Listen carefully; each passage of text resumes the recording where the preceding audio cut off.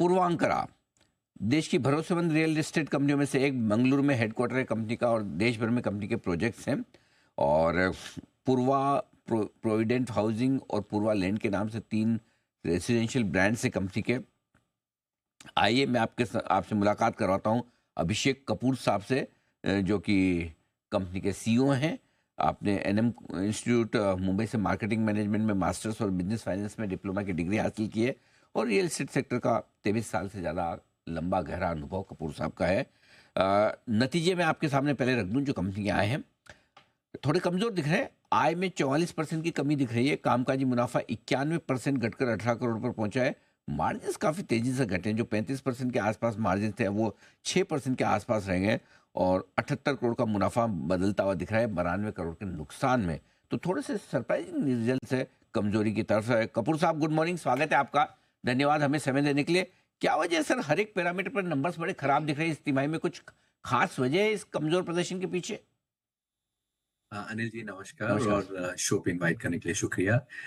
देखिए, अगर आप थोड़ा डिटेल में इसमें जाएं तो जो परफॉर्मेंस है वो जो अकाउंटिंग स्टैंडर्ड है उसके हिसाब से जिस तरीके से नजर आ रहा है वो नजर आ रहा है। उसमें पोजेशन जो हमने दिया है इस क्वार्टर में वो थोड़ा कम रहा है और जो रेवेन्यू रिकग्निशन होता है वो पोजेशन की वजह से होता है, जबकि खर्चा जो हम करते हैं, जो हम बुक करते हैं एक्सपेंसेस, वो हम एक्सपेंशन की कॉस्ट, सेल्स मार्केटिंग कॉस्ट, जो करेंट सेल्स है उसकी भी इनकर करते हैं। तो क्या होता है कि जो अकाउंटिंग स्टैंडर्ड है उसकी वजह से ये नंबर थोड़े नेगेटिव नजर आ रहे हैं। लेकिन अगर आप देखें थोड़ा डिटेल में तो हमारा कलेक्शन जो 1000 करोड़ के क्वार्टर में रन कर रहा है वो है, ऑपरेटिंग सरप्लस बहुत स्ट्रांग है।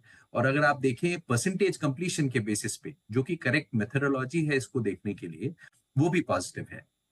और जहां तक पोजेशन का सवाल है, मुझे लगता है लार्जली ये जो जितनी प्रोसीजरल डिलेज हैं, जैसे ई खाता इंट्रोड्यूस हुआ, वो स्टेबलाइज होने में सिस्टम में टाइम लगा, वो सारी जो प्रॉब्लम्स हैं, जो प्रोसीजरल इश्यूज हैं, वो हम रिजॉल्व करके अगले 2 क्वार्टर में करीब करीब 3200 करोड़ से ज्यादा का रेवेन्यू रिकग्निशन के लिए उसी लेके आएंगे और उसमें करीब करीब 4 मिलियन स्क्वायर फुट की डिलीवरी होगी।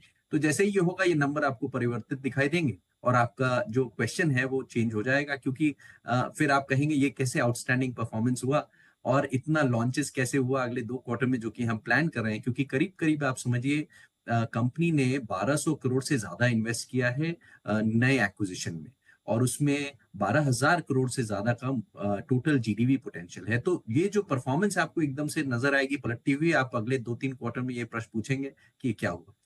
तो मतलब अगले 2-3 क्वार्टर में ये तस्वीर बदलते दिखेगी। और जैसा कपूर साहब आपने कहा कि अकाउंटिंग के जो नियम बदलने की वजह से आपको नंबर्स ये दिख रहे हैं, हेडलाइन नंबर्स, तो क्या ये समझा जाए कि अगर वो इफेक्ट हटाकर देखें तो कंपनी की परफॉर्मेंस ऑन ट्रैक पिछली हिस्टोरिकल परफॉर्मेंस के हिसाब से ही है? बिल्कुल, अगर आप पीओसी मेथड से या उस फैक्टर को, जो अकाउंटिंग स्टैंडर्ड वाले फैक्टर को थोड़ा हटा के देखें।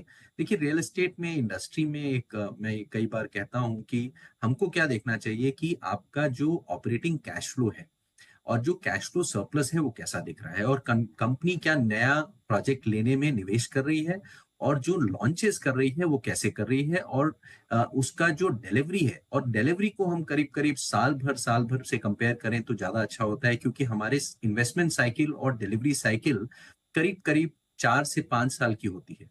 तो ये जो थोड़ा इशू है इसको थोड़ा डिटेल में अंडरस्टैंड करना जरूरी है। और जहां तक हमारी पूर्वांकरा का सवाल है, आप देखेंगे कि ये आपको नंबर्स, जैसा आपको मैंने पहले बताया, कि काफी परिवर्तित नजर आएंगे, और जो परफॉर्मेंस है वो काफी अच्छी रही है। इनफैक्ट सेल्स भी अच्छी रही है, कलेक्शन भी अच्छा रहा है। जो हम डिलीवरी के लिए, जैसे हम कहते हैं कंस्ट्रक्शन बर्न, मतलब जो हम कितना खर्चा कर रहे हैं, वो भी बहुत स्ट्रांग रहा है। और मुझे लगता है ये खाली पेपर पे रिफ्लेक्ट करने का जो समय का गैप है बस उतना ही है, वो आप देखेंगे कि परिवर्तित नजर आएगा अगले 2-3 क्वार्टर। आ, किस तरह की डिमांड आप देख रहे हैं इस वक्त रियल एस्टेट सेक्टर में, और क्या कुछ प्राइसिंग पावर और आ रहा है? क्या कुछ आपको लगता है कि दाम बढ़ाने की गुंजाइश है? जी देखिए, अनिल जी, दाम जहां तक का सवाल है, मेरा अंदेशा ये है कि इन्फ्लेशन प्लस 2-3% पे ये स्टेबलाइज रहेगा, क्योंकि अब जो इन्फ्लेशन है वो भी कंट्रोल में है। ऐसा नहीं है कि जो इनपुट कॉस्ट है वो बहुत ज़ोरों से बढ़ रही है कि डेवलपर्स को वो एक कॉस्ट ट्रांसफ़र करनी पड़ेगी।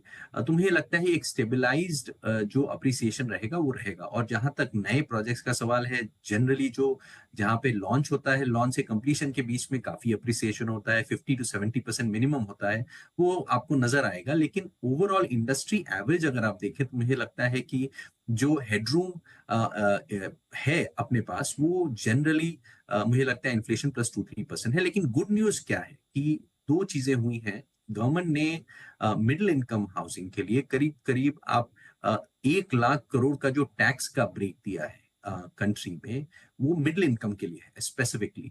तो मुझे लगता है वो डिमांड काफ़ी आएगी और उससे काफ़ी एनकरेजमेंट मिलेगा real estate sector residential space को।